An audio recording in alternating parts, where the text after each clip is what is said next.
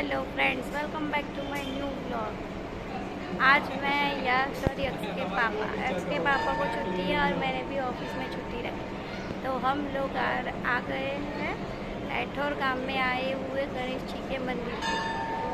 तो चलो जाइए बताऊँ मंदिर केવું છે અને જો એકચ્યુઅલી અહીંયા રહેવા ખાવા પીવા બધાની સુવિધા પણ ઉપલબ્ધ છે।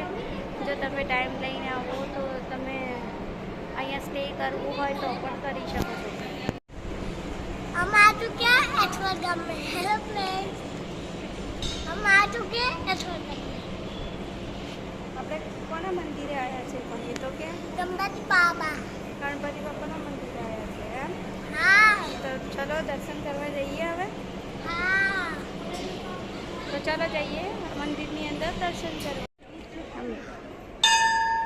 फ्रेंड्स अभी हम आ गए एठोर गांव में आए हुए गणेश जी के मंदिर। फ्रेंड्स તમે જોઈ શકો છો હું ગણપતિ બાપાના મંદિરે આવી ગઈ છું।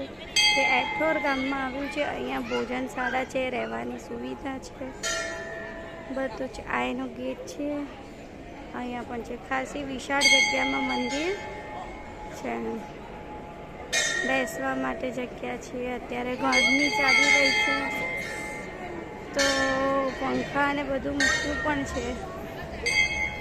જો તમને મેં મંદિરમાં પણ બતાવ્યું, મંદિરમાં ગણપતિ બાપાની મૂર્તિ બી સરસ મૂકી છે, એ પણ તમે જોઈ શકો છો।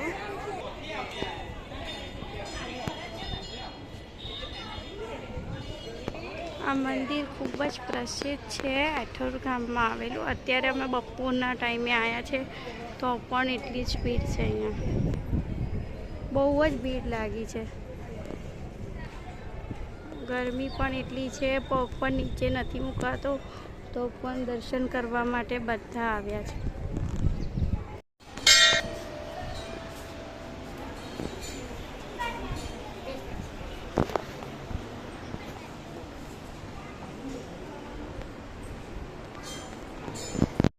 જો ફ્રેન્ડ્સ તમે જોઈ શકો છો જમવા માટે પણ કેટલી લાંબી લાઈન લાગી છે।